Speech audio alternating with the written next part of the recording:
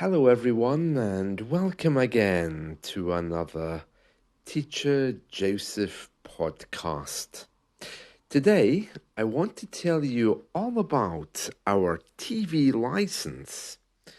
Many of you probably don't know that here in the UK, if you own a television, then you need to have a license for it.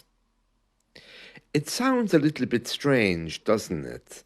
But the license is to directly fund the BBC.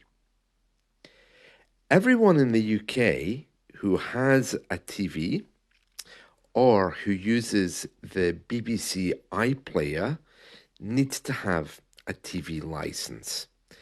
And the government have little trucks which go around the streets. They look like little Google vans. And these little trucks can detect who's watching TV, what channel you're watching, and they can come and force you to buy a TV license if you don't have one.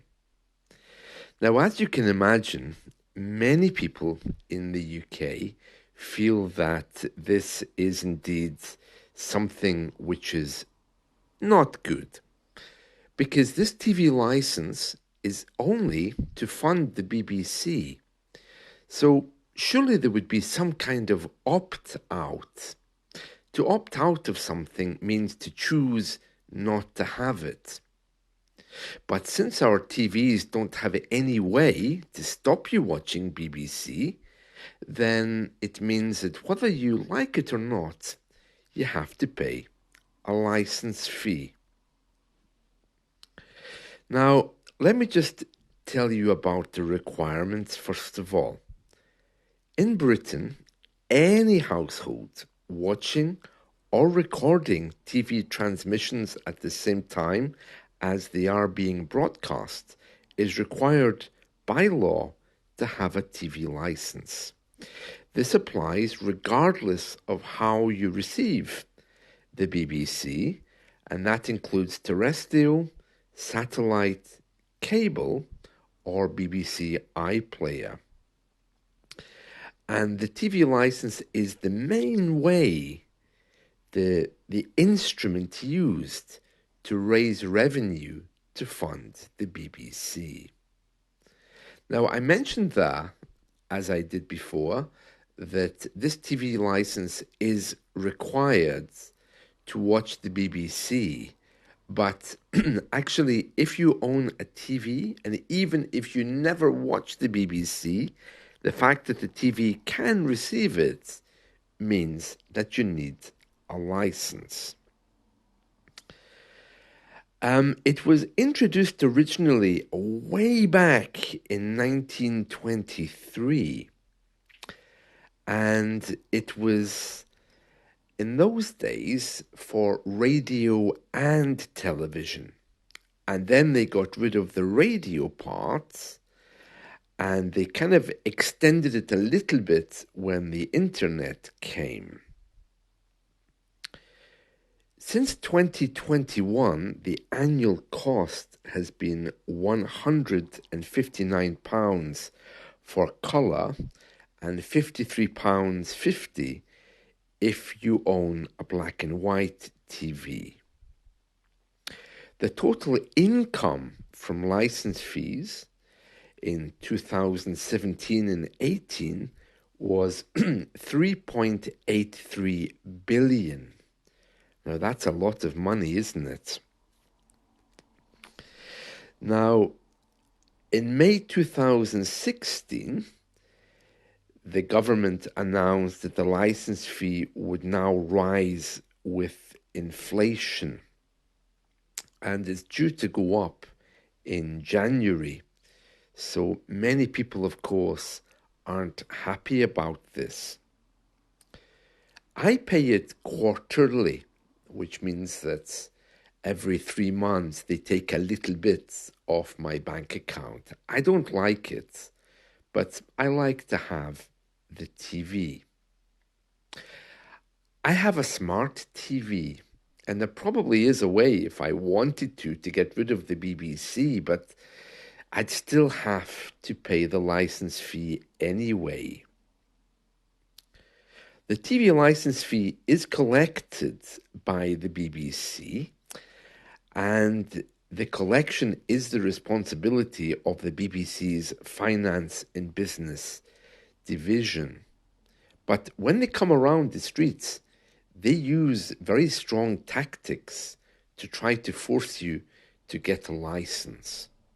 And if you don't have one, even if you've had a TV for a number of years, they will tell you to go and get one immediately, but they won't usually ask for back payments. But it is a criminal offense not to have a TV license, so things can get nasty. Although the money is raised for and is used by the BBC does not directly use the collected fees. It goes into some big fund and then it's passed over by the government. Although the BBC is responsible for the TV license, they use another company to enforce it, and that company is called Capita, which is one of the major financial services companies here in the UK.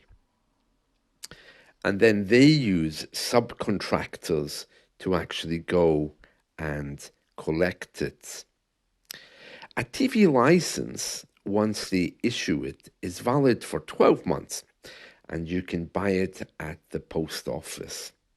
And as I mentioned before, not everyone's very happy. In fact, one person I remember took the government to court to prove that they had actually physically amended their TV so that there was no way they could receive the BBC. In recent years, however, the government has reclassified this fee as a tax rather than as a service charge. And by doing that, it said, actually, you need this license to watch anything on TV. And by doing that, they can avoid court cases in the future.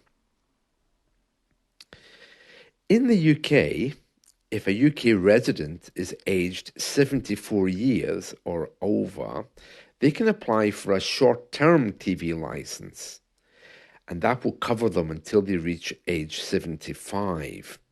Because when you become 75, then you can get a TV license free. If a TV license is no longer needed for an address, then you should tell them, because when you move, your license goes with you.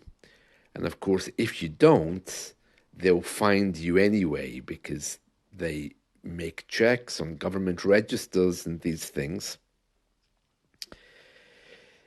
The BBC allows you to pay by direct debit, PayPoint, which I think we've spoken about that before. It's these places and supermarkets where you can top up your electricity and gas. I've told you before that here we can buy electricity and gas on meters in the same way as we do for mobile telephones. There's other ways we can do it as well. Depending on where you are in the UK, there are some other schemes available for older people or people who are blind, because of course people who are blind can't see the TV. And I hope that gives you a little bit of information about our TV license. It can get very complex and people can get very, very bitter at having to pay this. If you have a TV and you use it only for computer purposes as a monitor, then you can prove to them that you're not watching TV and you won't need a license.